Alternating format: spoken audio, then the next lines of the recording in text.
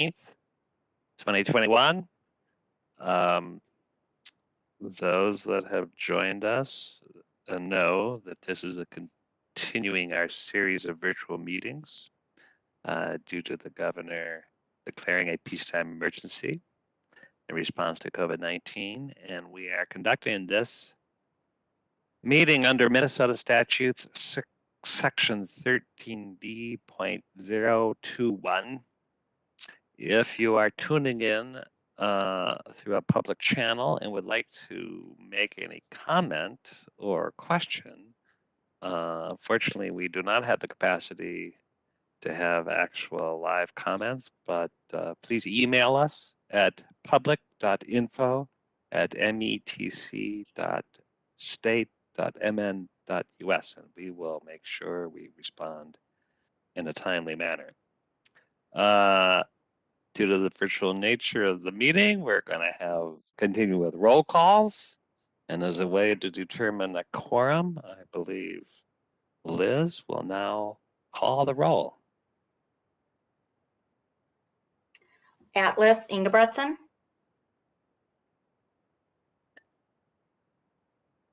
Atlas Ingebretson. Barber. Here. Chambliss. Here. Cummings. Here. Ferguson. Here. Fredson. Here. Gonzalez. Here. Johnson. Johnson. Lee. Here. Lilligren. Here. Lindstrom. Here. Mousset. Mousset.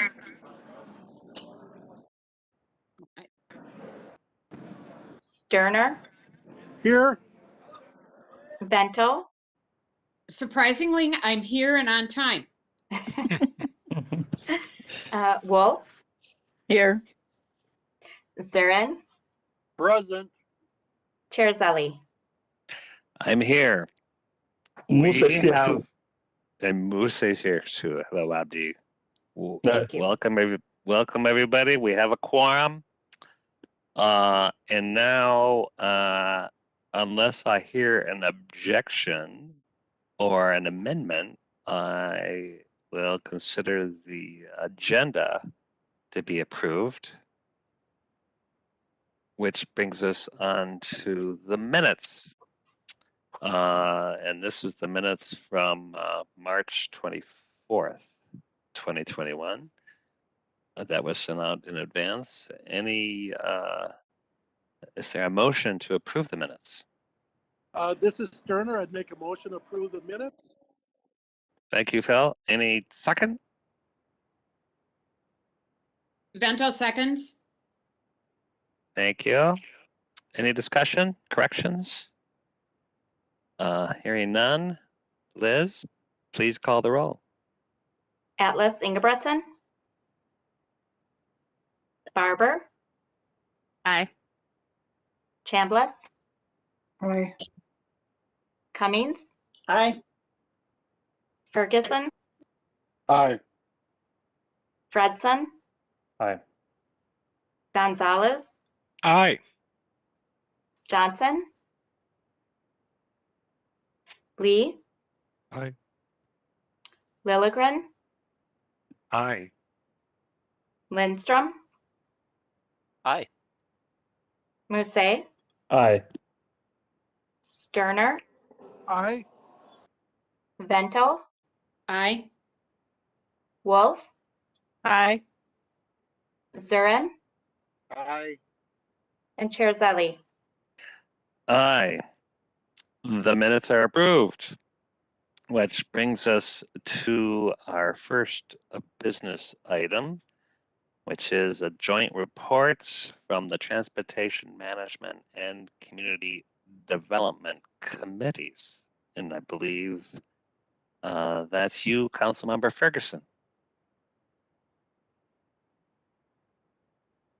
That is me.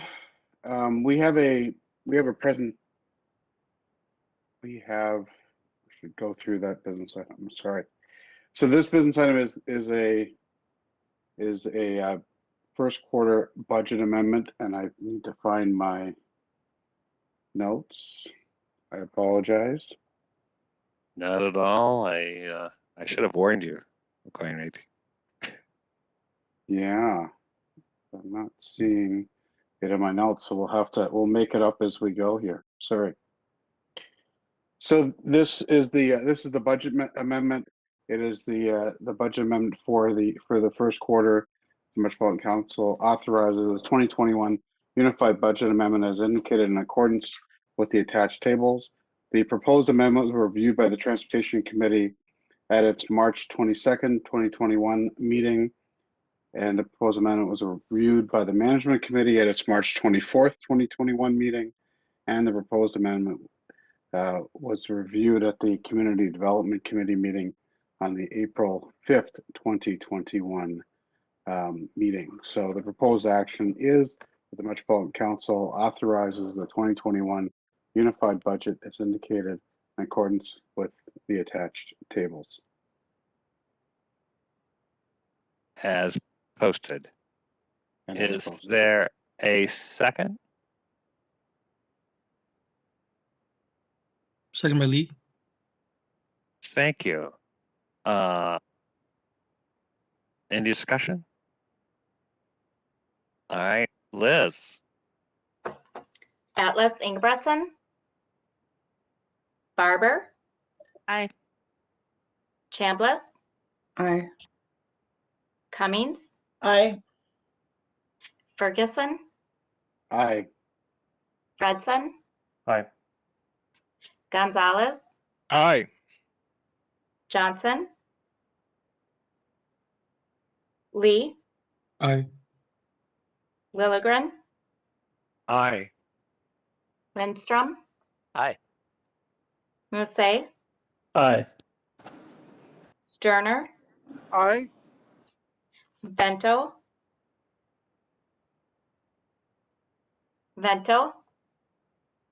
Aye.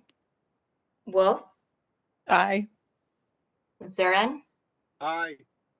and Chair Zelli. Aye. That motion is carried. We're now on to the consent agenda. Can I have a motion and a second to approve the consent agenda?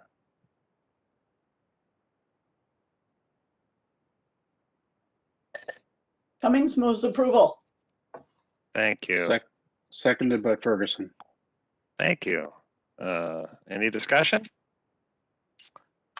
All right, hearing none. Liz, please call the roll. Barber, Aye. Chambliss, Aye. Cummings, Aye. Ferguson, Aye. Fredson, Aye. Gonzalez, Aye. Lee, Aye. Lilligren, Aye. Lindstrom, Aye. Musse, Aye. Sterner, Aye. Vento,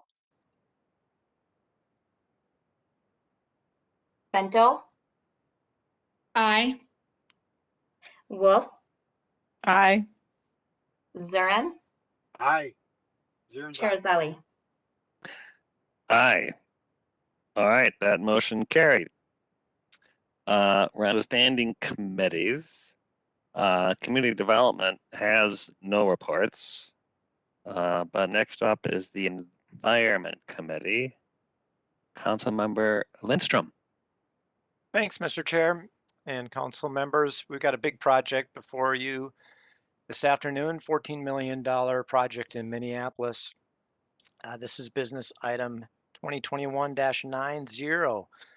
This is requesting a Minneapolis East interceptor control gate structure rehabilitation project. The original interceptor in this area was built in the 1930s and rehabbed in the 1980s, and these interceptors are interconnected by 5 control gate structures. And there was a recent inspection that showed significant amount of corrosion of the concrete and the metals in this area, and some of the control gates were not even working, inoperable. So we had an invitation for bids back in November 25th. We had a pre-bid meeting hosted by the council on December 7th, 2020. The public bid opening was in January on the 7th. We received 4 bids for this project, which is good. We had the Office of Equal Opportunities set MCUB goal of 8%. And the lowest responsible bidder is a company called PCI Roads. And I'll note, Mr. Chair, that I believe there was a low bidder that came in lower than they did, but did not meet the DBE goals. So therefore, Mr. Chair and members, I move that the Met Council authorize its regional administrator to award and execute a contract for Minneapolis East Interceptor Control Gate Rehabilitation Project. That is 807643, contract 20P291 to PCI Roads for the rehabilitation of 6 underground flow control facilities in an amount not to exceed $13,999,225. Okay, thank you. May I hear a second?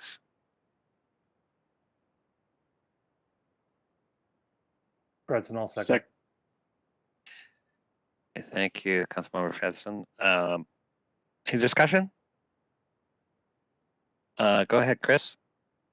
Just a quick question. So the winner of the bid didn't meet the 8% goal that was set. Did any of the other bidders, as they proposed, were they going to meet the 8% goal? So my understanding, I think I see Jody Jacoby, our procurement officer, is in the chat here, and she says yes. So we can leave it at that, unless Jody can jump on and give further explanation. Or we can leave it at that. You are correct. Okay. So we had somebody else who was willing to spend an extra 5% or $650,000 roughly with minority suppliers, but because they weren't a low bidder, we were not spending the $650,000 with minority suppliers or MCUB suppliers, because they could have been a broad range. No, as I understand it, in that essence. the lower bid was rejected because they did not. Yeah. But I think one of the higher bids is probably one of the ones that was at the 8%, would be my guess. I think it's probably, just my question. It's just, I just think it's interesting that, last week we were talking about spending millions of dollars more for environmental purposes. And here we're talking about spending maybe only, a small amount of money, we don't know, right, to try to increase our spend with BIPOC businesses or women-owned and minority-owned businesses or MCUB program, and we don't have a mechanism to be able to do that. So it's just, and I think it's not, it's the way the rules are, unfortunately for Jody and Cy and the team, but it's just something to just to note for the council that we don't really have a mechanism as of now to encourage that. As long as they meet the standard and then the next lowest bid. Jody, here you are. Do you want to comment on that?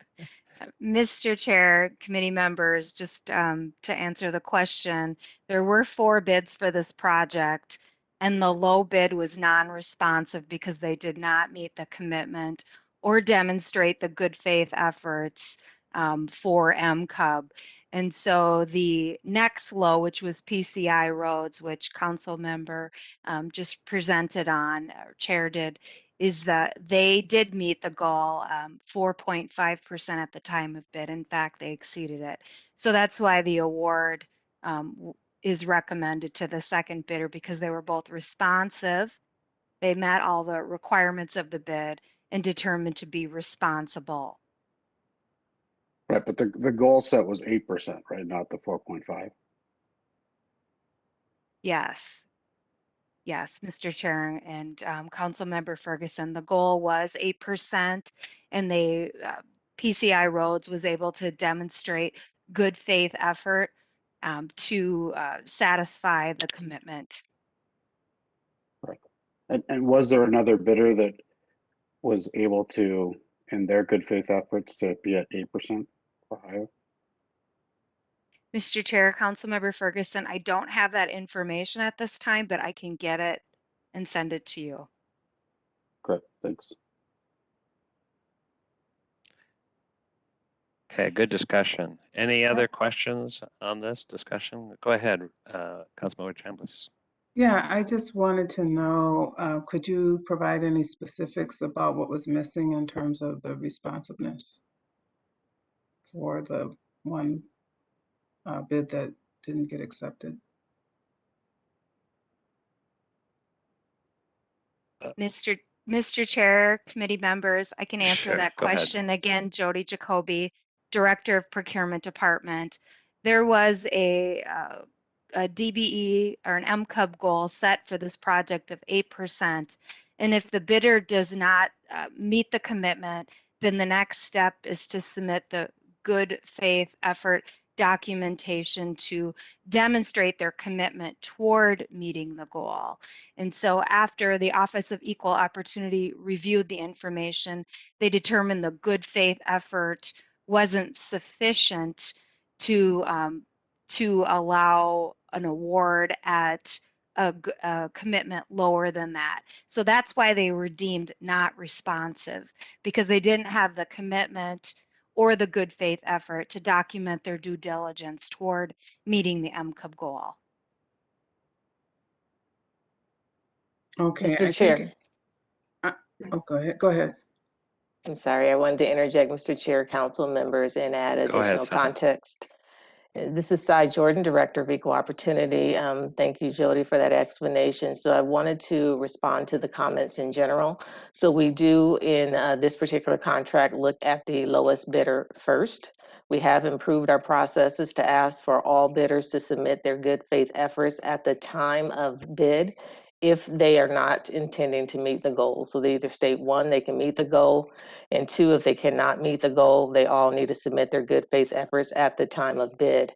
We do have to first review the lowest bid in this particular contract. We then take a look at their good faith efforts. The good faith efforts were deemed non-sufficient. So we moved to the second bidder, and the second bidder was under goal, but their efforts to meet that goal were deemed sufficient, and so they were awarded. Thank you. Okay, thank you. Wendy Wolf, go ahead. Thank you, Mr. Chair. And I appreciate Councilmember Ferguson's concerns with regards to not meeting the goal, but I think it's important to recognize that if a vendor does make a good faith effort and meet those criteria, that we need to respect that, because otherwise you would be putting it in a situation where our DBE vendors could basically pick who's going to get the bid by only working with certain contractors and disadvantaging some of our other contractors. So there's a lot of moving pieces here, and I appreciate we are paying nearly $600,000 more to make sure that we have a good faith effort versus the lowest bidder who didn't have a good faith effort. But we also need to be fair to all bidders, that we don't have DBEs making the decision of who's going to get the contract because they'll only work with a certain bidder.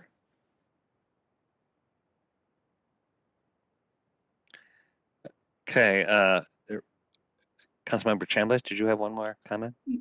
Yes, this is pertaining to the criteria. It would be good, I think, to track where we have gaps in terms of, people who were not successful with the good faith efforts, or were not successful in being the lowest bidder, and how does that affect our DBE vendors?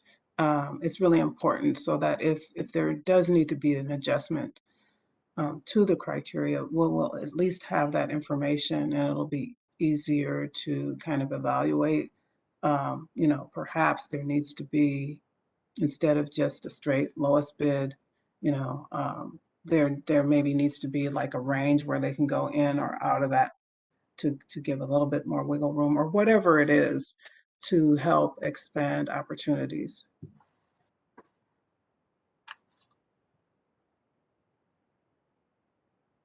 All right, thank you for that thought.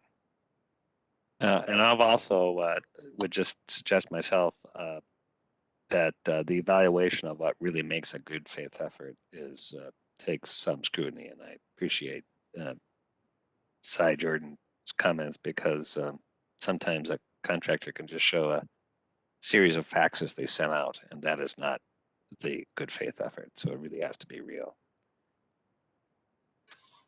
Any other thoughts before we call for a vote?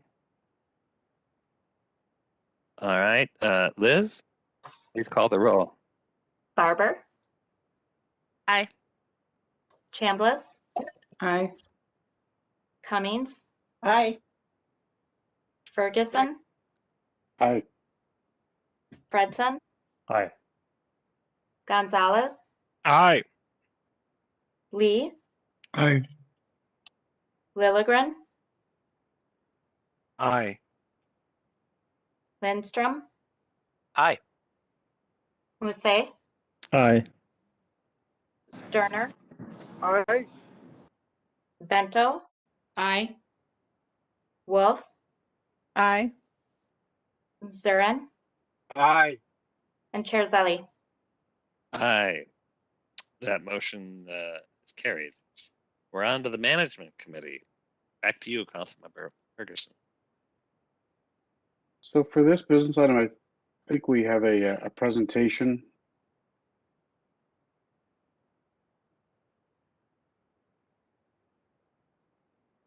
You do. So we have, so we reviewed this. This is using the $3.9 million that we had set aside from the general service, or sorry, from the general levy, as well as $1.7 million from our from our reserve that we have. And so I don't know, Marie, are you going to go through this, or do you want me to go through it? Mr. Ferguson, we have for each slide, we have the sponsor of the program to run through a quick overview and questions for each project, starting with Jody. So just, and Jody, just before Jody starts, so just so people know, we went out to a lot of different areas around the council. We received proposals from a number of areas, and the management committee went through the various proposals and then selected this group of proposals to fund for this year after a lot of different a lot of conversation over a couple of different meetings where we selected the proposal. So this is the group of proposals that was recommended out of the management committee for funding for this year. So with that, we'll start with Jody.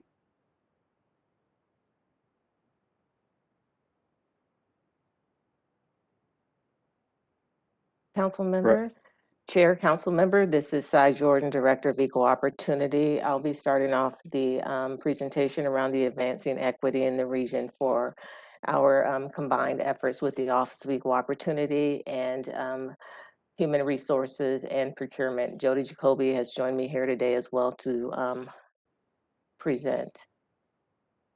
For the advancing equity in the region and reducing racial disparities with regard to businesses owned by BIPOC businesses and women, as well as women and BIPOC individuals who want to participate in the construction industry, we have joined in a three-part proposal that will, in addition, include a diversity supplier system.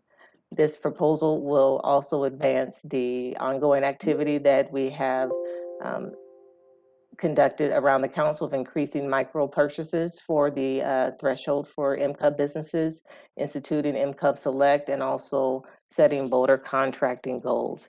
In addition to those daily operations and commitment to equity, these particular projects will be pilot projects to help kickstart advancing equity across the region. Three-part proposal includes financial incentives for exceeding MCUB goals for contractors. It also includes opportunity for individuals to advance in the construction industry and contribution to that advancement to the contractors that will work with our apprentice program of the that is conducted by Human Resources, Building Strong Communities. And in addition, we'll foster MCUB participation with direct engagement and outreach and development of small businesses that, again, are women-owned and businesses owned by people of color.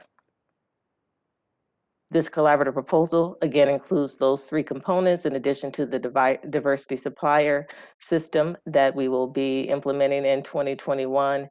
It will be measured by successes around project data, will include women, BIPOC-owned business participation, the increase in contract dollars that are distributed to those businesses, MCUB revenue, and also participation in apprenticeships on construction projects specific to council projects. I will leave room for Jody Jacoby to comment on the proposal as well. Mr. Chair, committee members, my name is Jody Jacoby, and I'm the director of the procurement department. And the first proposal, the first of the three projects in this proposal, is the financial incentives for projects, pilot projects, one for environmental services and for one for Metro Transit, where there would be a financial incentive for prime contractors to exceed the goals for use of MCUB subcontractors. It is allowed by state statute, and we're just requesting the use of this funds to pilot on 2 projects at the council. In addition, we're requesting funding for a incentive for a professional and technical services contract.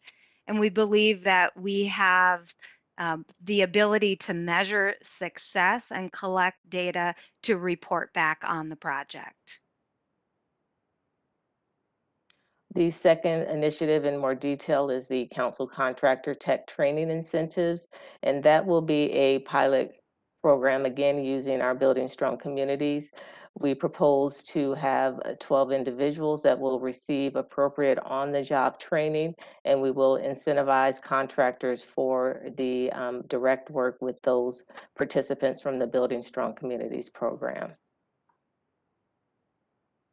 The third item of fostering MCUB participation, we have gathered information from a number of sources throughout the last year or two with regard to regional partners, contractors, trade associations, internal staff, and also utilize some information from a recent MnDOT program needs assessment that utilizes DBEs that are also included in our MCUB program.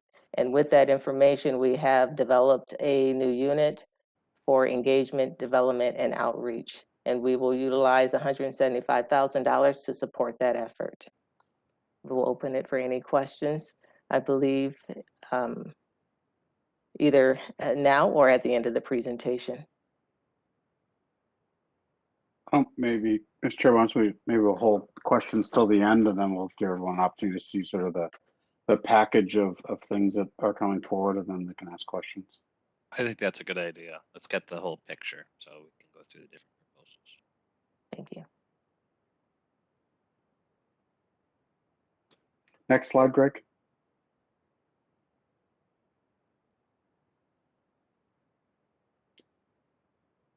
Tara, are you on the line? I am. Thank you, Mr. Chair. Can everyone hear me? We can. Wonderful.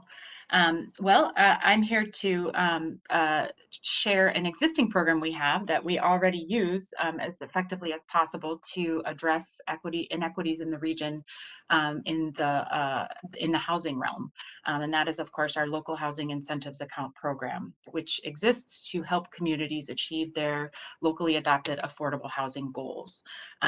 As you may or may not recall, last year the council made ultimately $5.5 million available for the local housing incentives account.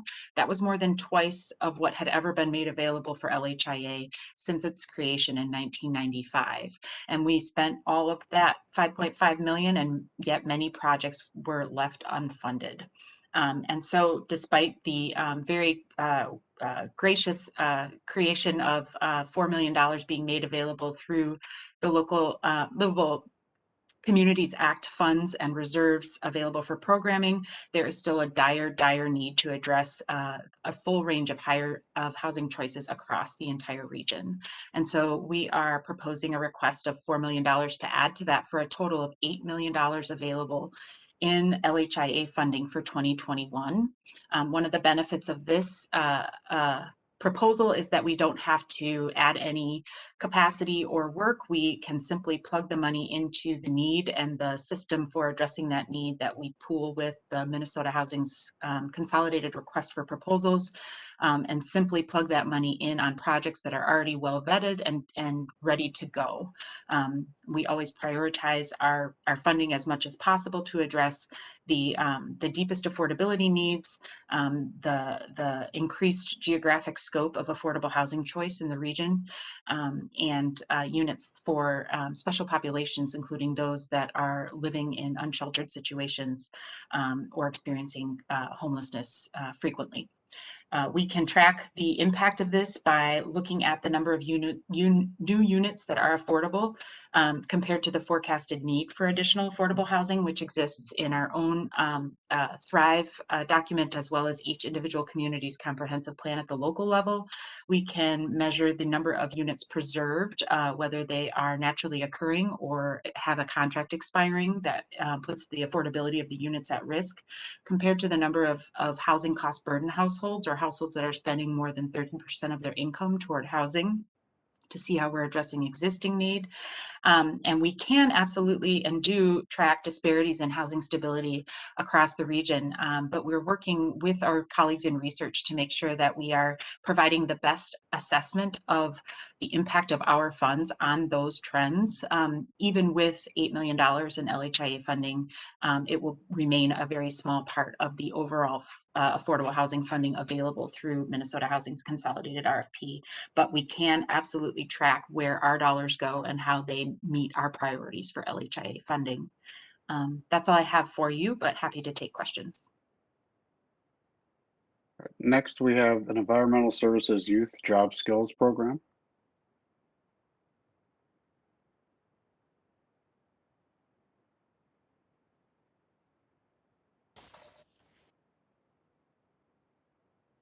I apologize, my mouse got frozen here. I'm Jen Zuhowski, Manager of Workforce and Equity in Environmental Services, and I have Aaron Koski joining me. Our proposed program is twofold, and Aaron will kind of get into a little bit of that, but the water industry is facing a workforce shortage, kind of national trend, and we are fortunate that in the Twin Cities region we have a diverse available workforce, and so our initiative is aimed to reduce some of the racial and gender workforce gaps that we see, as we're aware of the startling disparities in terms of economic vitality, home ownership, available careers, and so on and so forth. So in ES, we plan to design and administer both exposure and pathway programs that will help environmental services develop a pipeline of diverse candidates, as well as create interest in careers in our industry. I think a lot of times people are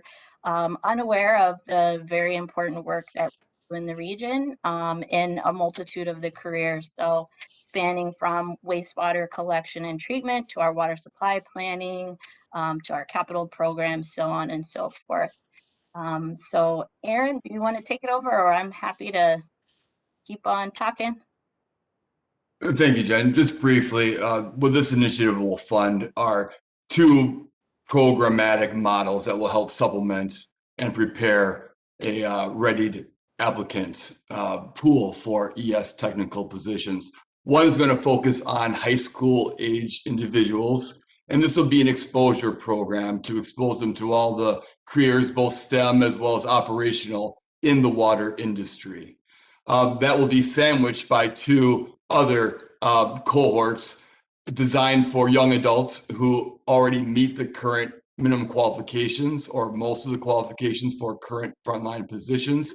And this readiness pathway program will just prepare them with information and exposure, as well as a better understanding of what a career in ES would provide for them. We're looking for great success not only in the measurables, but also the geographic and the diversity of the participants. Jen? I think that covers it, with the exception of there's going to be a component where we'll be working heavily with community partners and organizations, as we'll have to recruit some students as well as the young adults as well. So Aaron has a great relationship with a lot of organizations that would be able to help us source these candidates, as well as some models with areas where they provide kind of some of the soft skills that people might need in terms of, kind of some of the what it takes to be a successful employee, and can help them build on some of those skills as well. Thank you, Jen and Aaron. Thank you. The 4th project that we have is equity evaluation of regional transportation. Yes, Mr. Chair and members, Amy Benowitz with MTS Transportation Planning. So this proposed project is an equity evaluation and then development of strategies to change our existing transportation planning and investment decision-making processes to hopefully result in more equitable outcomes. The project will have a focus on our regional processes. We had originally been talking about partnering with the state, but we think a more doable project is to start at the regional level. But we also think that at the regional level, it will still require us to consider how the region receives transportation funds, either through MnDOT or through counties in the case of transitways. So at some points, we'll still be taking a broader look at transportation funding. And MnDOT has continued to indicate a strong interest in this project and is going to be helping us develop the overall scope of work. So for the scope of work, we anticipate first developing a framework that will include questions and metrics that we will use to conduct the equity evaluation. We will then apply the framework to a selected number of transportation decision-making processes and investment decision-making processes. Look at those processes, ask ourselves questions about equity, and then develop recommendations for either changing the processes or improving the processes to result in more equitable transportation outcomes. We hope to get this work done in a period of about 18 months, $250,000 that is aimed at a consultant contract. And what we're anticipating is that it may potentially result in potential legislation that we would bring forth in the 2023 session, though we can't really know this until we actually conduct the evaluation and see what strategies are recommended. And I can take questions about the project at the presentation. Great, thanks, Amy. The program that we have is a maintenance technical training program. Good afternoon, Mr. Chair, council members. I'm Matt Dake, Director of Bus Maintenance with Metro Transit. We're seeking $200,000 to develop and launch a bus technician pathways program.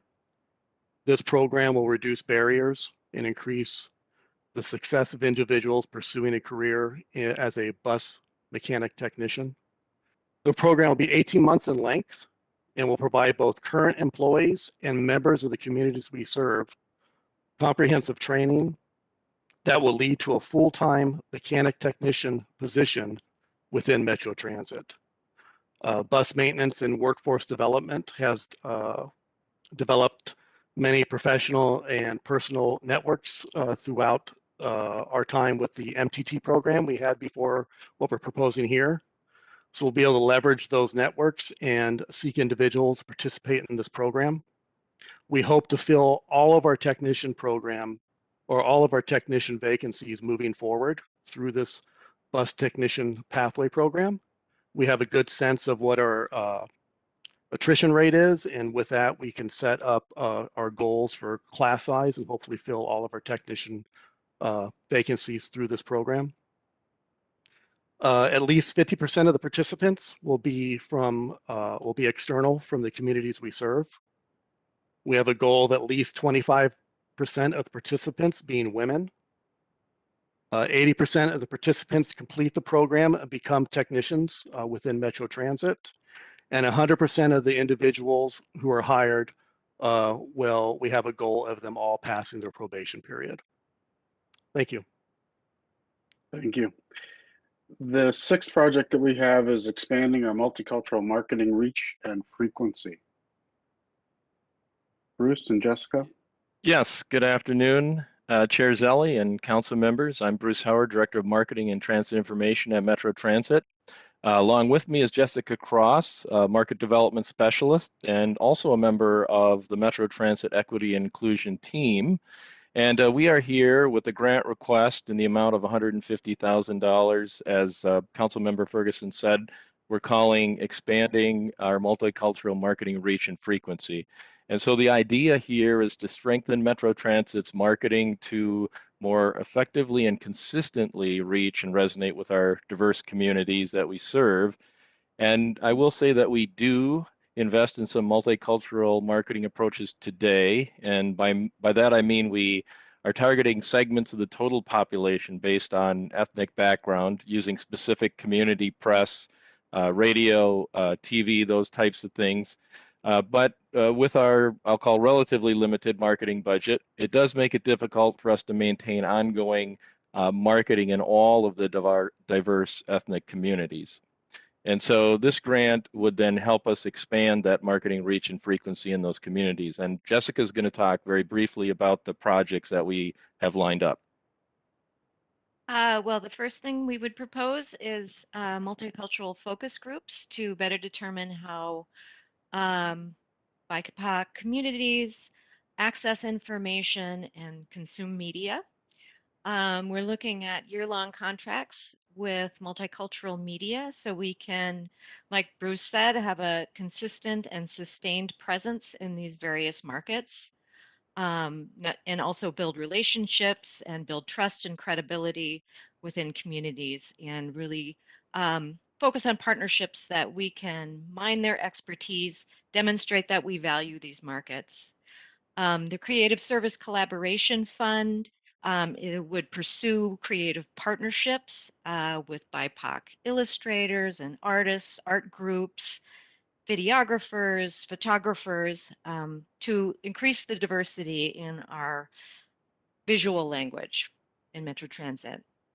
And then finally, the MCUB vendor recruitment campaign really grew out of our division's desire to increase the MCUB vendors that we would use in our work, like illustrators and photographers and things like that. But really, as we thought about it, it's really a good time to recruit for that program again, both externally within these communities, which would be very handy, for the larger media buys, but also internally to make sure that all of our staff remember that this program is available, because our staff also have many, many contacts in the communities. And then just real quickly on measurement, we do track our media expenditures by media channel. And from that, we can determine reach and frequency of our messages for a particular target audience. So who is seeing what messages, how often, that type of thing. And one of the things that we'll be able to determine here is how much more broadly and frequently our messages have been seen and heard by our multicultural audiences, with the addition of these different channels, and specifically things that we know will resonate based on the focus groups. And then, of course, we'll be measuring MCUB program participation as well. So with that, we'll conclude our presentation. Thank you. And then the last, the seventh piece that we have in the package is temporary help to help execute on the projects in both HR and in procurement. This would be part-time or contract help, not part-time, but sorry, contract help over the course of the next year. One thing to remember for everybody is that all of this funding is one-time funding. So the intention is to get programs started and piloted this year. If they make sense to continue, then in the budget process for the 2022 fiscal year, we would be looking at adding the programs, similar programs in the ongoing budget process for each one of the divisions if they see value in the pilots that we're running this year. From just this program, or these ideas were shared with the Equity Advisory Committee as well. They were shared in writing. I'll be presenting to them in I think it's next week. I will be meeting with them. But they did have, I think generally they thought they made sense. There was some concerns around the contracting goals piece. And I think just in seeing the response, I think part of it is it's difficult sometimes for people, if they get a written version, to understand really what we're trying to do. So we'll definitely share with them more about that, and we'll have opportunities as we operationalize each one of these programs to get feedback from the Equity Advisory Committee and from others to make sure that we maximize the benefit to the community and the benefit for the council of each program as they're being operationalized. So with that, Mr. Chair, maybe we could open it up to questions broadly around the programs. Any questions for Councilmember Ferguson or for anybody in there? Councilmember Lee. Mr. Chair, can I jump in a minute? I think prior to the questions, we should probably entertain the motion and have a second, and then we could discuss it. This is why we have a chief counsel, Councilmember Ferguson. Thank you, Mr. Chair. So the motion before the council is the Metropolitan Council approves the Advancing Equity in the Region projects. The first project is Advancing Equity in the Region through contracting for $600,000. The second project is Local Housing Initiative Account Program for $4 million. The third is Environmental Services Youth Job Skills Program for $100,000. Fourth is the Equity Evaluation and Regional Transportation Investment for $250,000. Fifth is the Maintenance Technical Training for $200,000. Sixth is expanding the multicultural marketing reach and frequency for $150,000. And then finally, temporary help to help execute on the projects in our HR and procurement departments. Thank you. Is there a second? Second by Chambliss. Thank you, Rita. Now, I think Chai, you had a question. Yeah, thanks, Mr. Chair. I think my question is for Matt Dake with the Bus Technician Pathway Program. And my question is, our goal for female graduates is only 25%. That seems like a pretty low number to me. And so my question is, in our experience, does that mean that the female graduation rate is so much more lower than that? Yeah, we put the goal of 25%, but I said at least 25%. We hope to get more. And as the program develops, we'll see how successful we're doing with that. In our last MTT program, we had, I believe, 4 female participants in that one. We're optimistic that we can get more than 25%, but I wanted to put a goal at that level first. So, you know, I don't want it to look like a failure right from the beginning if we don't meet a higher mark. So the goal is at least 25% at this point. And we have the, like I said, not to be repeating myself, we want to go higher than that. Thank you. Great. Councilmember Vento. Mr. Chair, thank you. Kind of to follow up on Councilmember Lee's question, I'm wondering if we've assessed challenges facing the female candidates for the program, and especially in light of COVID and the news stories that have come out about the number of women leaving the workforce. Are those same factors affecting whether or not women enroll in these types of opportunities? And are there things we can do to help with those hurdles? That's a good question. We have not looked at that, but I can speak a little bit real quick about what we hope the program or this program will do. Before, it was taught at community colleges, which had some boundaries of entry for folks because you had to go to school at night and work during the day. This will allow folks to come to work and get paid at Metro Transit while they're learning, and they do on-the-job training as well on the days they're not going to school at Metro Transit. So it'll be day shift type work, going to school 2 days a week at our overhaul base, and then your other 3 days a week you'll be working with a mentor and learning how to work mechanically on the buses. That'll match the curriculum we're teaching. And we're blending both the internal and external candidates together. So we have the strength of the internal candidates culturally have adjusted Metro Transit, and they can share that with the external candidates as they learn to navigate within Metro Transit. So we're hoping that building that community of both internal and external candidates will strengthen the program and all candidates be more successful in that. I know it doesn't directly answer your question, but I hope it helps. Go ahead and follow up. Mr. Chair, thank you. I really appreciate that, Matthew. And I would just encourage everyone involved in the development of this to keep an eye on it. Because my first thought is you know, hopefully kids are going to be going back for in-person schooling next fall. But if not, one of the challenges for women who have children, and especially school-age children, will be, you know, leaving kids at home and hoping that they show up for their virtual classes, et cetera. So I just would encourage us to keep an eye on those hurdles and what we can do to help address those hurdles. Thank you. Well, I note Aaron Koski's comment in the chat saying that there has actually been an opportunity for an increase in females pursuing non-traditional careers. Wendy. Thank you, Mr. Chair. On the transportation piece, with looking at racial equity and regional transportation funding, I want to make sure that we don't lose sight of past inequities, I would say geographic inequities in funding.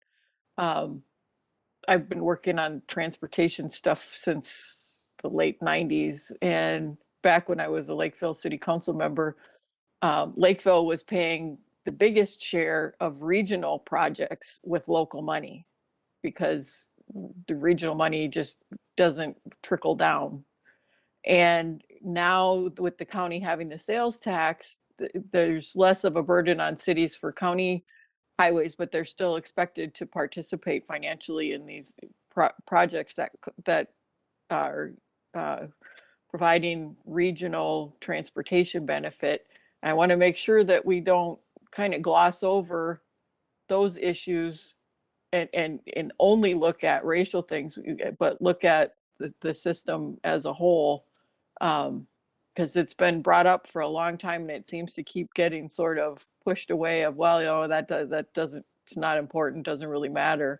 But for the communities that are trying to pay for road improvements with local property tax dollars because the regional money isn't paying for regional roads, it's a big problem, especially for growing communities that are having increased traffic volume from outside of their communities coming through. Amy, do you have a comment? Well, I just want to assure Councilmember Wolf that we would be considering that.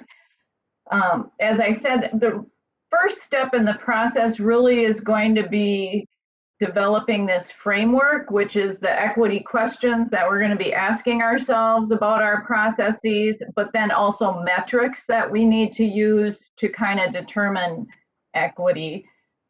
We are focusing on racial equity, not geographic equity or regional balance, as we like to call it. But I think to some degree, we'll have to layer the two things on top of one another. And I would anticipate that we would be coming back at least to the Transportation Committee, if not the council, at various points to give updates on here's what the framework looks like, here's the metrics we're going to be using, and that's where we would kind of layer geographic and racial balance together. And then I forgot to mention the intent for the project is also to form a policy advisory committee.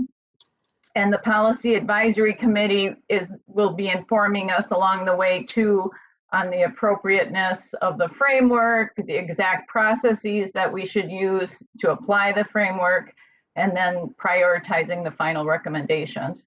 So we'll be giving you feedback along the way, and hopefully keeping this in mind, you can push on us if you see us kind of not taking that into account.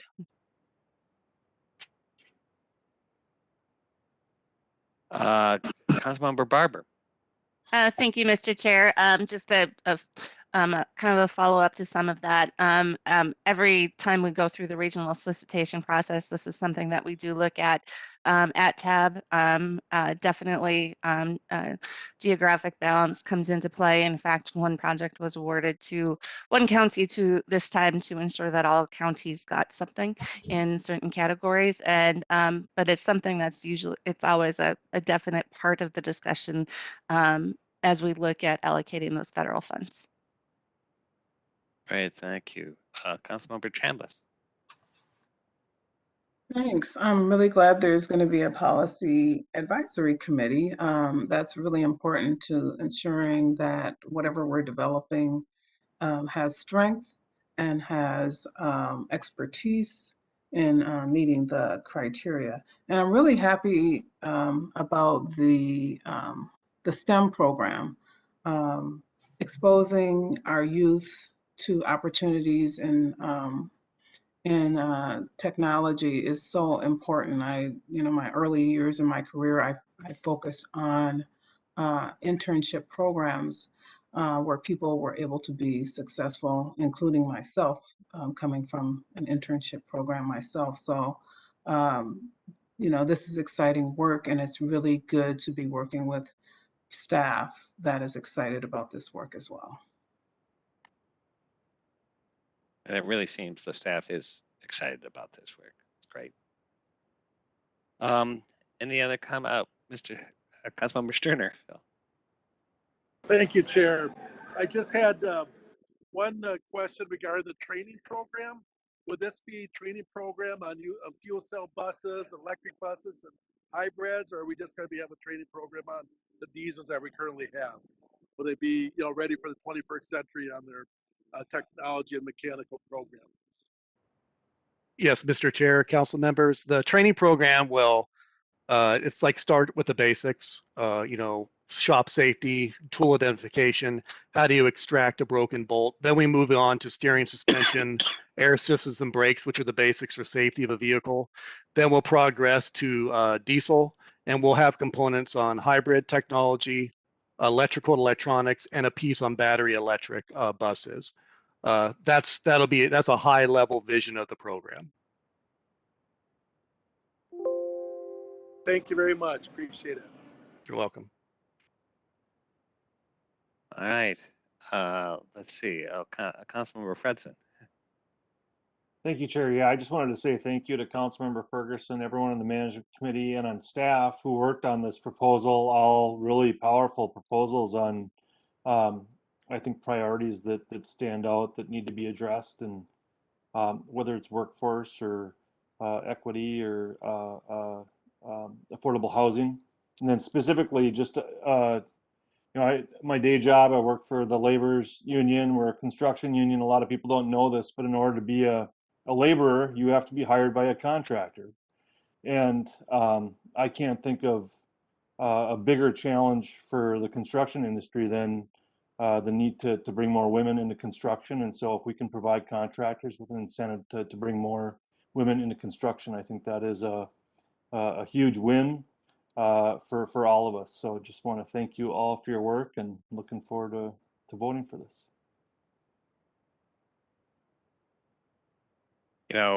I will second that appreciation for Chris and staff. We talked about this money and how we want to do it, and there is a really a great cross section of initiatives here, which cover a lot of points of the organization and our goals. So it's really been a very thoughtful menu here that we're facing. Are we ready to vote? I think we are. Liz, I'm going to just note that Chai Lee had to leave, but he has put in the chat that he really likes this and he would vote yes. And maybe he is voting yes. So I'm going to say that verbally. And Liz, you can call the rest of the roll. Barber, Aye. Chambliss, Aye. Cummings, Aye. Ferguson, Aye. Fredson, Aye. Gonzalez, Aye. Lilligren, Aye. Lindstrom, Aye. Musse, Aye. Sterner, Aye. Vento, Aye. Wolf, Aye. Zurin, Zurin's an aye. and Chair Zelli. Zelli is aye. Thank you. That motion carried. Congratulations, everyone. And that brings us on to Transportation Committee. Councilmember Barber. Thank you, Mr. Chair.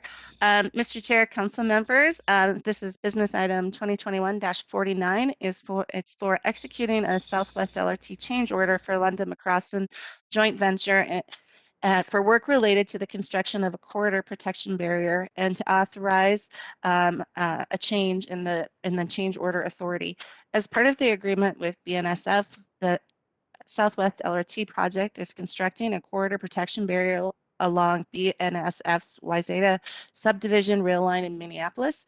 This work needs to be added as a change order because the barrier wall was under environmental review at the time of bidding for the Southwest LRT civil construction contract.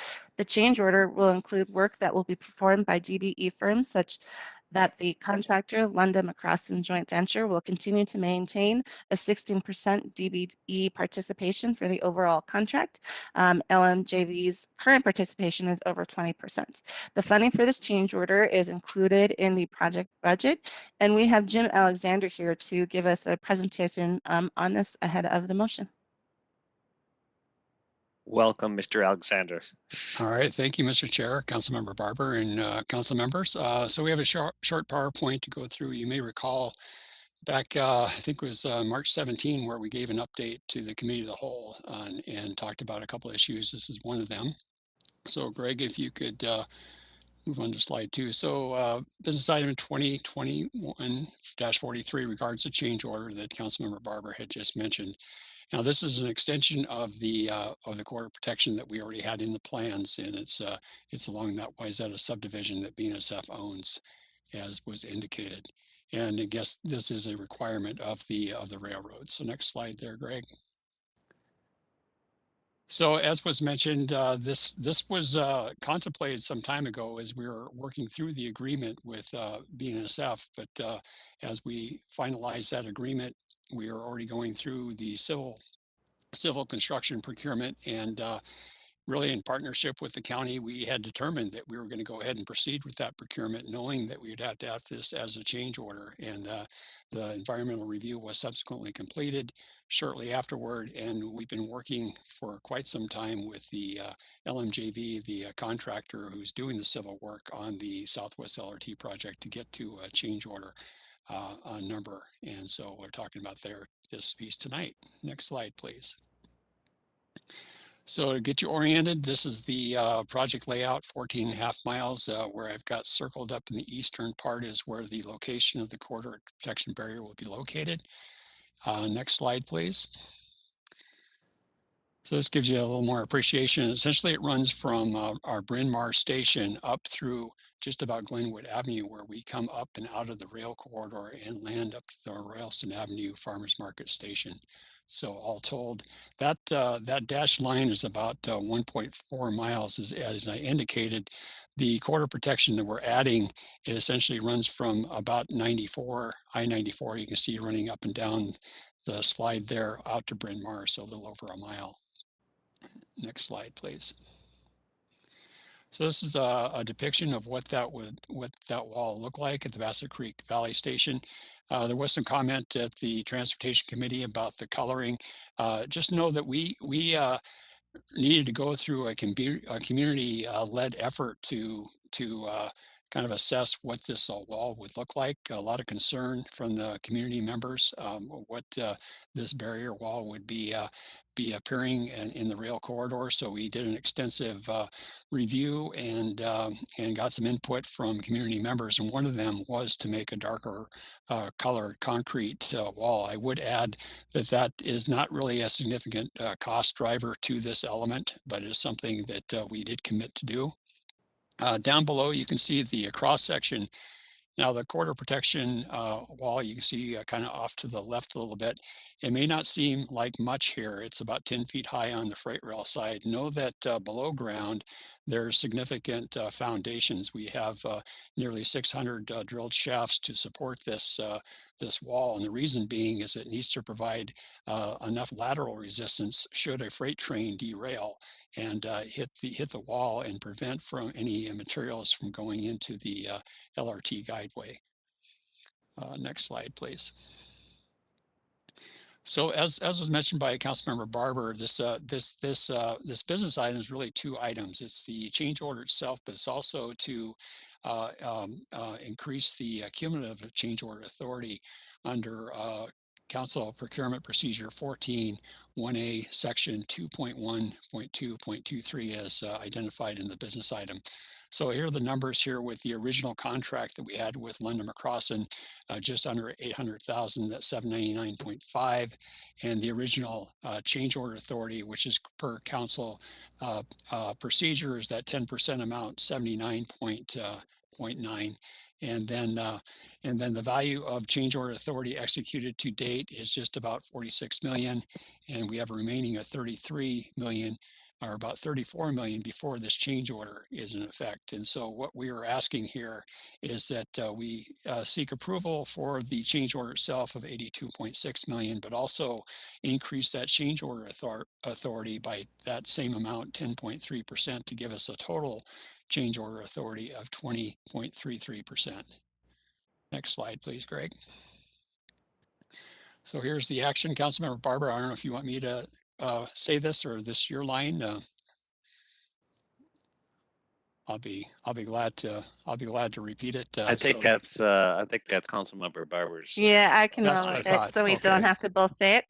All right, so therefore, Mr. Chair, I move that the Metropolitan Council authorize the regional administrator through the Southwest Light Rail Transit Council's authorized representative to negotiate and execute a change order for contract 15P 307A with London McCrossin Joint Venture in amount not to exceed $82,604,905.17 for work related to the construction of a corridor protection barrier, and that the council authorize an additional 10.33% to the 10% cumulative cap of change order authority under Council Procedure 14-1A for contract 15P 307A with LMJV.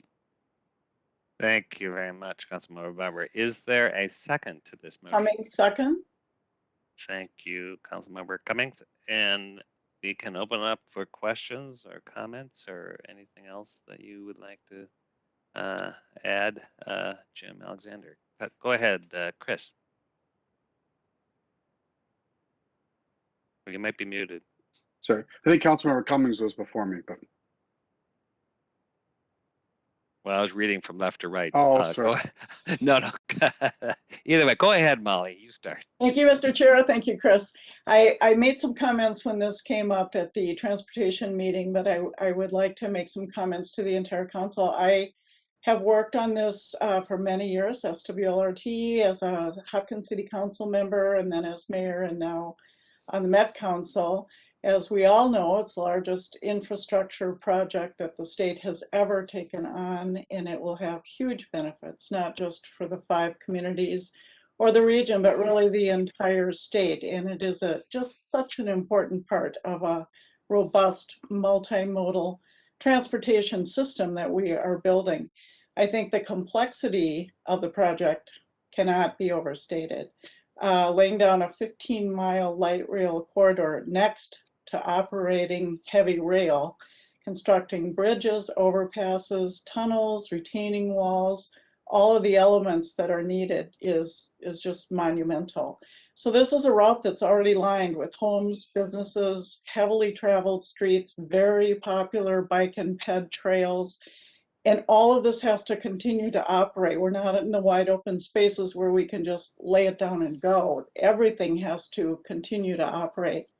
So I serve on the ECCB, which is the Executive Change Control Board.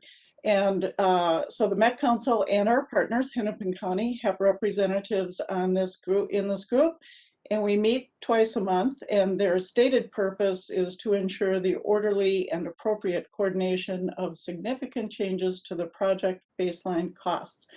So while we are not required to vote on cost changes that are less than $350,000, we get a chart that shows the changes, and we have an opportunity to ask whatever questions we have of a project staff to explain this change or that change, whether it's a large change or a small one. So we have a really deep understanding with our partners of what this project requires. I would say that staff goes out of their way to let us know how the change came about, what it will mean to the project, what steps have been taken to keep the costs to a minimum, if it's an increase, and also to explain some of the cost savings, which have come along as well. So there are multiple opportunities to question all of the financial changes to the project. It's impossible to anticipate every cost in a project of this scope prior to building it.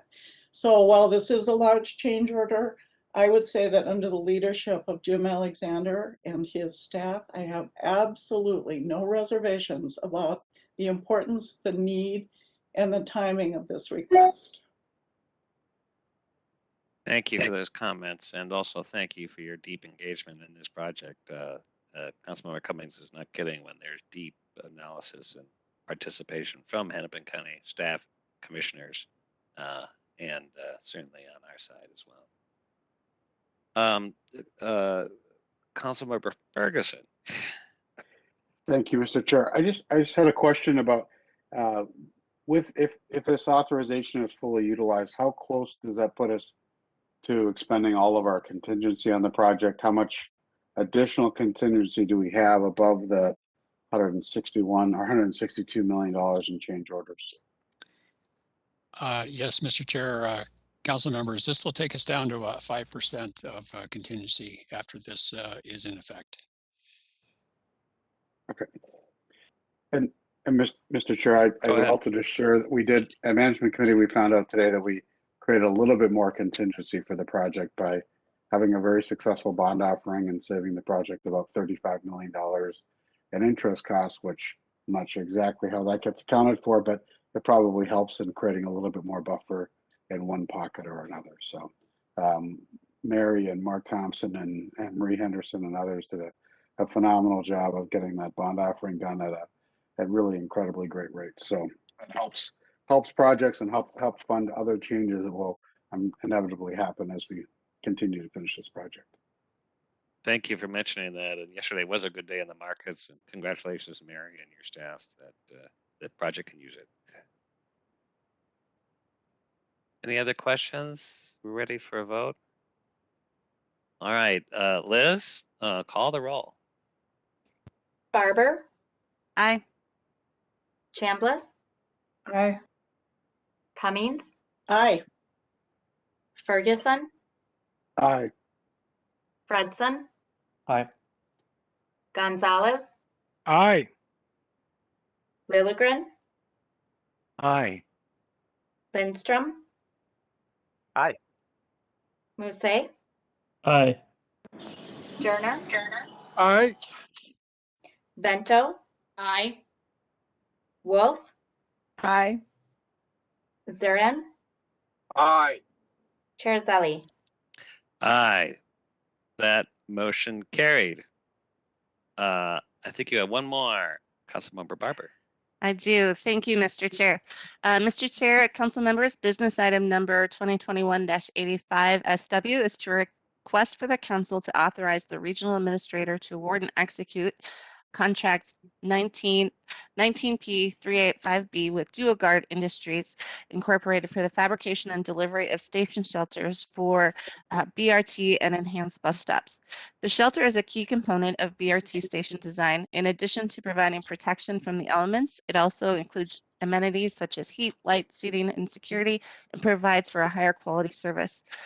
The new contract will include a base funded order for 78 shelters plus future options for up to 200 additional shelters over a 5-year contract horizon. The base order consists of 60 shelters for the D line, 8 shelters for enhanced bus stops along Lake Street and Hennepin Avenue, and 10 spare shelters. The RFP was advertised on December 8th, 2020, and the proposals were due January 12th, 2021. One proposal was received from DuoGuard Industries Incorporated. With one proposal, procurement staff did not find any indication that the council specifications were restrictive and to determine that there was adequate competition for this product. Upon review of DuoGuard's proposal by the evaluation panel, it was concluded that the proposal had the best overall value and quality for the project and would be recommended for award. The Office of OEO set a DBE goal of 9% for this contract. OEO has evaluated DuoGuard Industries Incorporated's bid and determined that their good faith efforts to meet the DBE goal were acceptable. Therefore, Mr. Chair, I move that the Metropolitan Council authorize the regional administrator to award and execute contract 19P385B with DuoGuard Industries for the fabrication and delivery of station shelters for BRT and enhanced bus stops at a cost not to exceed $2,225,987 with options for future purchases. Thank you. Is there a second? Coming seconds. Thank you, Molly. Any discussion? All right, hearing none. Liz, you may call the roll. Barber, Aye. Chambliss, Aye. Cummings, Aye. Ferguson, Aye. Fredson, Aye. Gonzalez, Aye. Lilligren, Aye. Lindstrom, Aye. Musse, Aye. Sterner, Aye. Vento, Aye.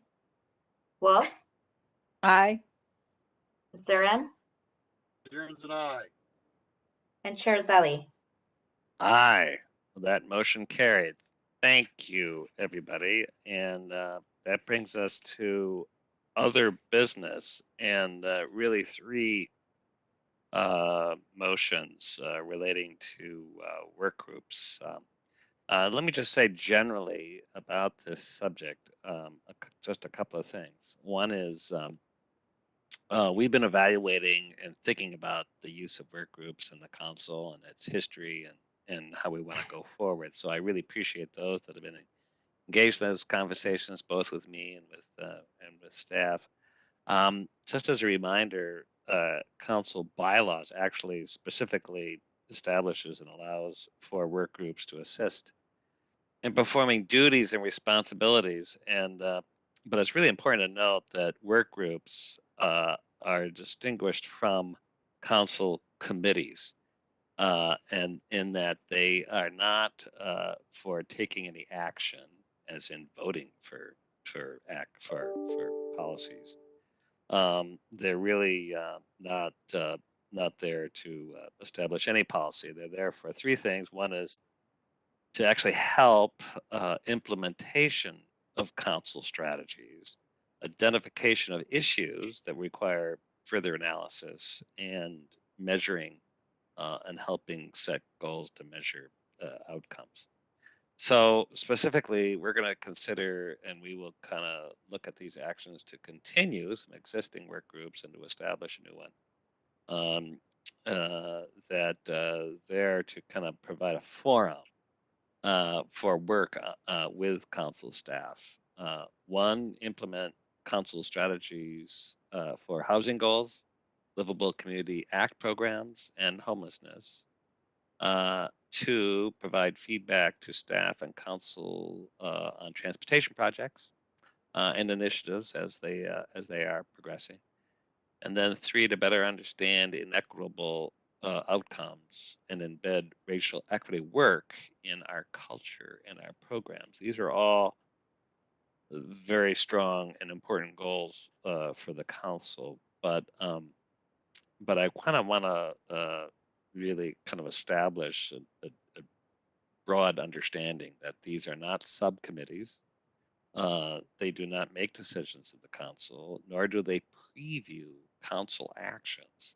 So as such, the council will not be noticing the meetings publicly when they don't contain a quorum of the council or any council committees. However, they will be publicly noticed if there is a quorum from the council or a council committee. So to ensure that we know how this is a quorum or not, we are going to ask members to connect with the work group chair at least 4 days in advance of a meeting to assure if we have a quorum, we're properly noticing the meeting. So that might sound complicated, but we'll do this in practice. Also, very important to know that because they will be open to any council members who may have an interest in a particular agenda item, we will find a mechanism to ensure that all council members know of upcoming work group meetings and what the subjects are to be considered. And if there's an interest, council members can really reach out to the work group chair or leader and ensure that they are able to participate. So that's just kind of a general overview. And I think we're trying to clarify the boundaries, allow them to be really effective to do our council work and actually provide forums for more generative conversations. It's worth noting that the new BIPOC work group actually will be publicly noticed because there is a quorum of an existing committee from the members. So just want to note that. So this is an opportunity to provide a free flow of information to help staff advance important work. Tension is not to be a runaround or bypass our normal policymaking channels, but to really kind of help bring our voices together so we can act more effectively. So I thought just generally helpful to kind of lay out the rules. So we're going to take each one individually, and first business item 2021-46 is a continuation of the housing work group, and in such my appointments as chair of the following members to serve on that work group. Reva Chambliss being the chair, Judy Johnson, Chai Lee, and Robert Lilligren. Now, as a way of background, this housing group started in March 2020 with the intent of providing a forum to consider some of the following. One, implementing the strategies in the council strategic plan, the housing goal. Two, guiding the council's work in evaluating the Living Communities Act programs.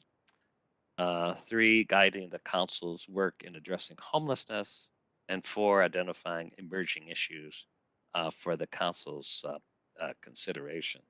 So as noted in the business item, that was posted, the housing work group spent much of its time on the LCA program evaluation and to inform proposed changes for the 2021 LCA fund distribution plan.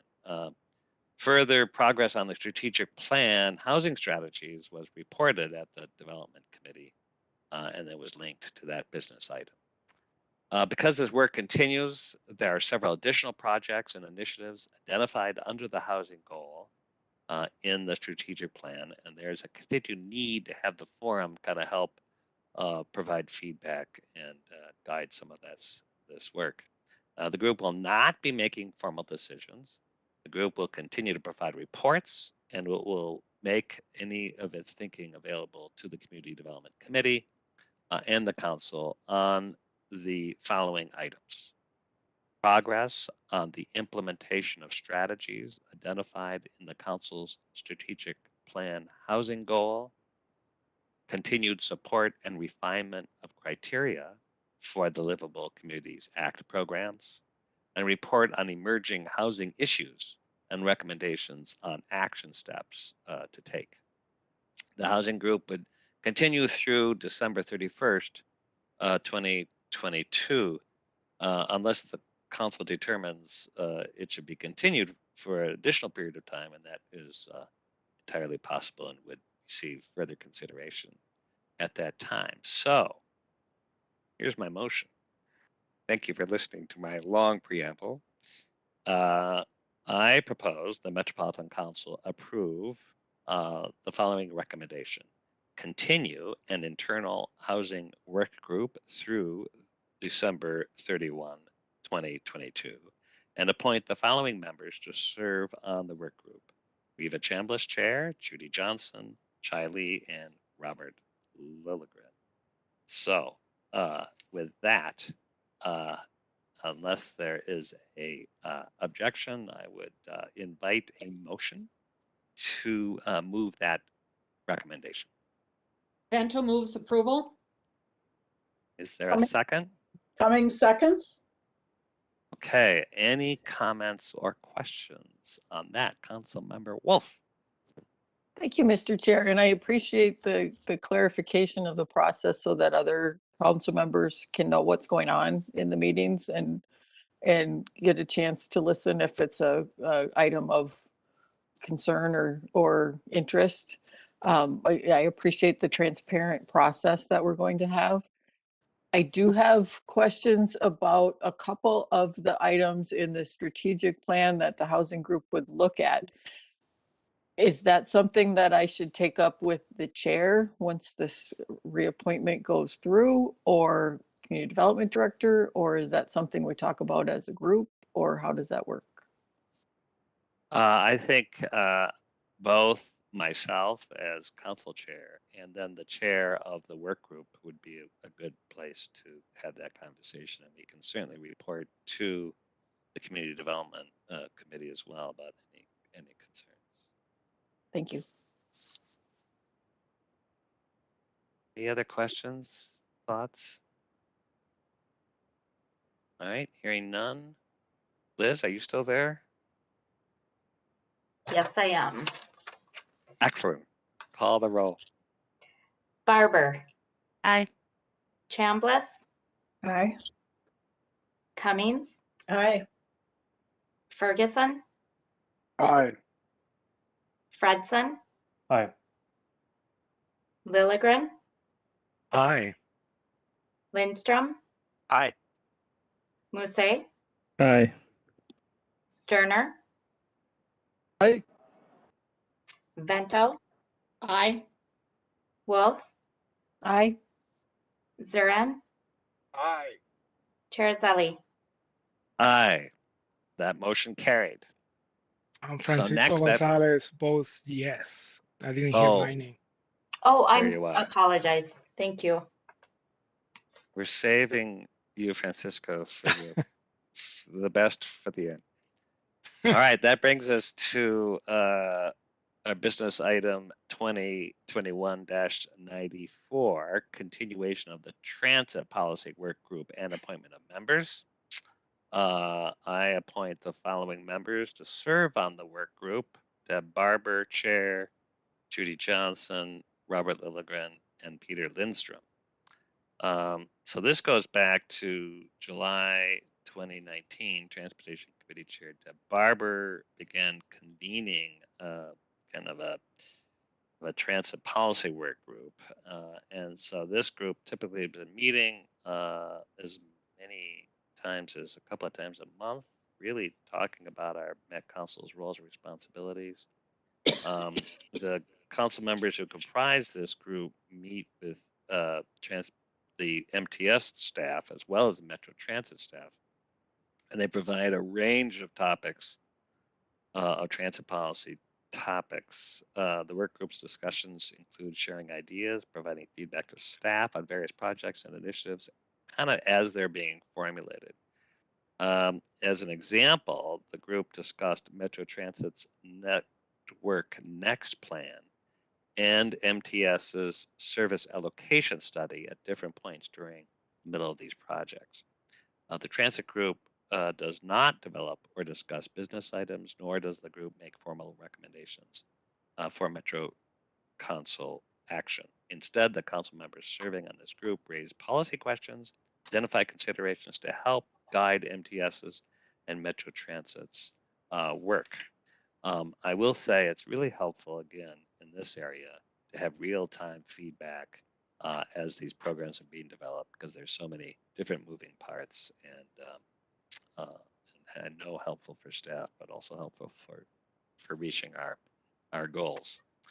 So having said that, I propose the Metropolitan Council approve my recommendation to 1, continue an internal transit policy work group through December 31st, 2022, and 2, appoint the following members to serve on the work group: Deb Barber, Chair; Judy Johnson; Robert Lilligren; and Peter Lindstrom. I would entertain a motion to approve that recommendation. So moved, Mr. Chair. Thank you, Peter. Is there a second?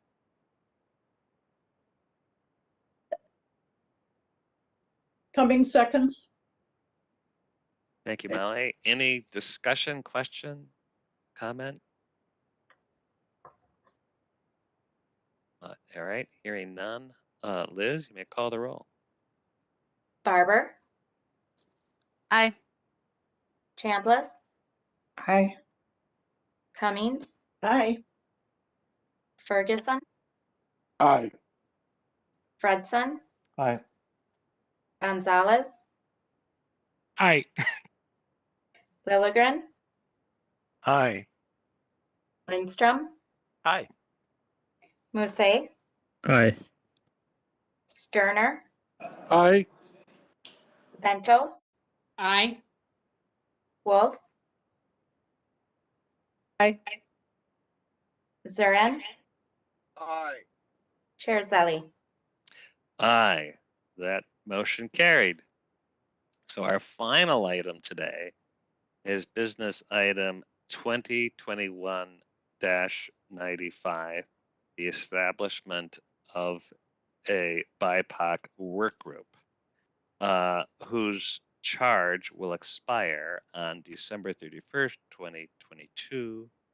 And my appointments to this group, and I appoint the following members to serve on it: Chris Ferguson, Chair; Reva Chambliss; Linnea Atlas Ingebrigtsen; Robert Lilligren; Abraham Musse, Chai Lee, and Francisco Gonzalez.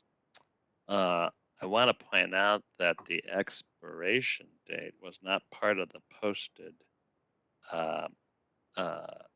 business item, but it is consistent with the other work groups. And like the other work groups, if we determine that we want to keep going with this work group, we are certainly open to its continuation. Just as a background, and I think most people all know that BIPOC input and goals in our equity initiatives is important. BIPOC, of course, means people who identify as Black, Indigenous, or people of color. you know, one of the 5 outcomes of Thrive 2040, reducing racial disparities, certainly one of the top 4 priorities. And I need to remind everybody here how committed we and the governor, Tim Walz, is toward really making measurable progress on these long-term goals. The BIPOC work group is intended to provide a forum for council members to work with council staff on one, prioritizing human resources initiatives, including hiring, retention, and promotion of BIPOC employees with an emphasis on leadership and management positions. 2, increasing spending with vendors and contractors from targeted groups, specifically businesses owned by members of the BIPOC community. And 3, providing disaggregated data to help better understand inequitable outcomes and craft policies to address racial disparities.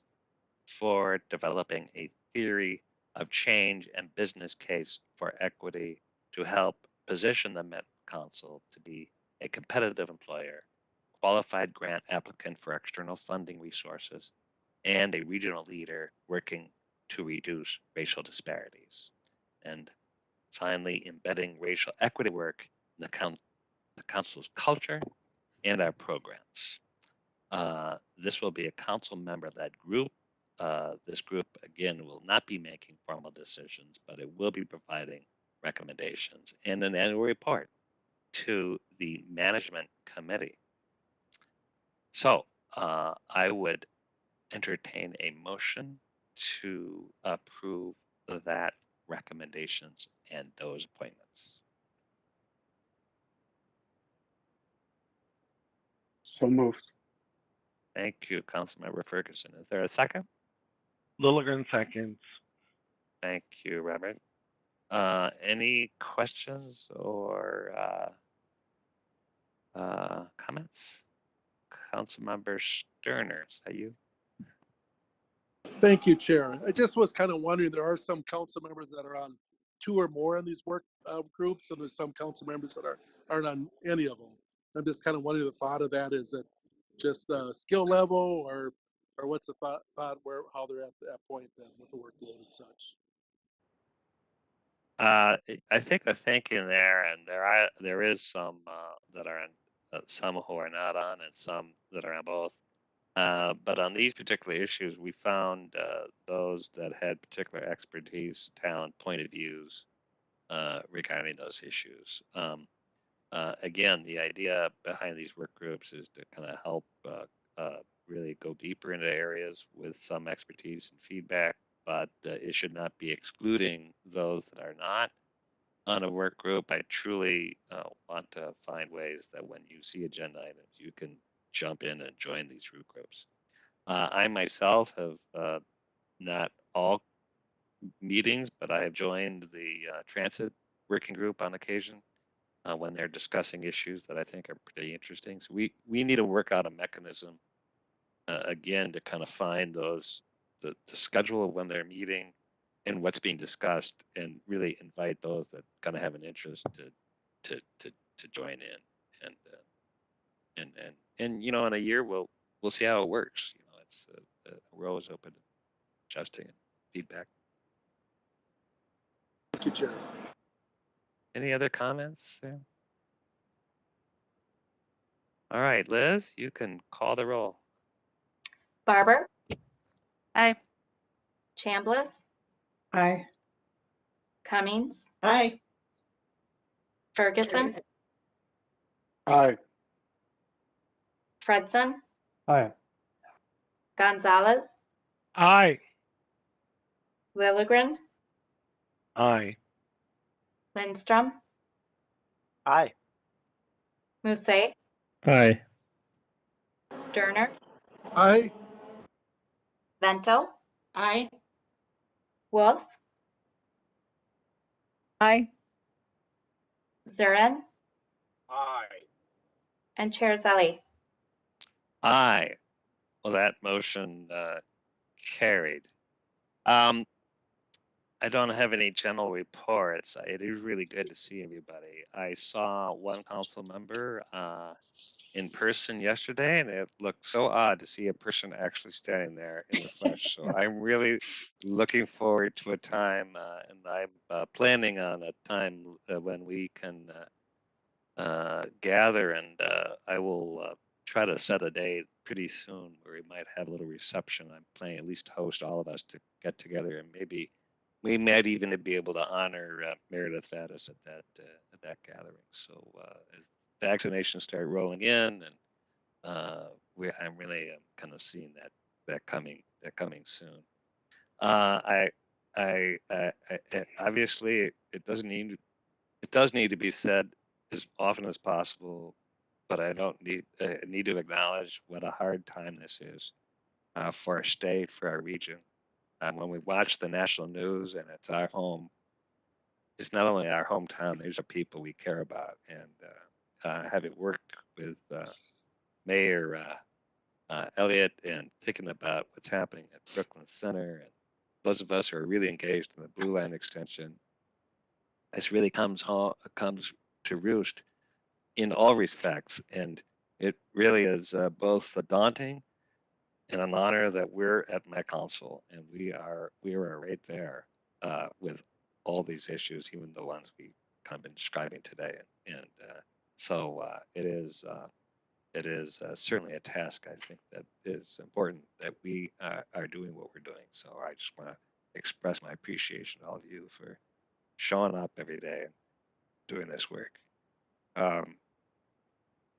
So with that, are there any other reports or comments or issues anybody would like to take a minute?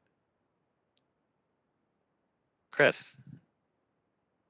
Mr. Chair, I just wanted to share with the council the anti-racism trust that you signed for us to be part of and commit to through the Center for Economic Inclusion, and we'll be joined by a lot of other cities, counties, other government agencies, as well as leaders from many of our larger companies and chambers from around the region to join in this anti-racism trust and think about how can we be purposeful about setting goals and objectives and working together to learn from each other and finding ways to make a change in our region.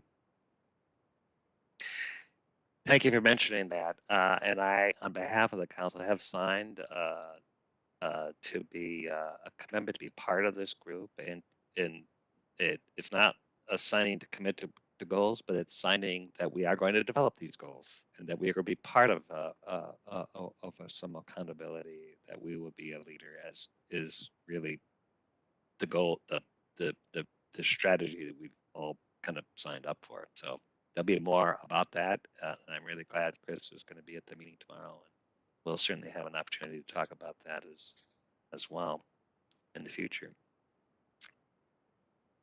Any other comments, reports? I know, let's see, Mary, do you have anything? Mr. Chair and council members, I will take a pass tonight. Wait, you earned 35 million yesterday, so you know, you got if you just did that every day, we would be in great shape. We'll give you a pass. Anne, anything from you? Well, I don't have 35 million, so I guess I should have some sort of report. I just can't wait till we're back in person, frankly, and we don't have to do roll call votes for everything. So stay safe, get your vaccines, get all the people you know vaccinated, so we can do this in person and have the bulk of these meetings be your discussions and not poor Liz calling the roll. So that's just my hope for this April day. And poor Anne has to shout out when we're kind of steering off course. And if we're in person, she could slip me a note. So, you know, we're really making what we've got work, but I'm looking forward to that. All right, anything else from anybody? If not, I will call this meeting adjourned. Good to see everybody. Enjoy the evening, and I know we will see you soon. Good Thank you, night. everyone. You.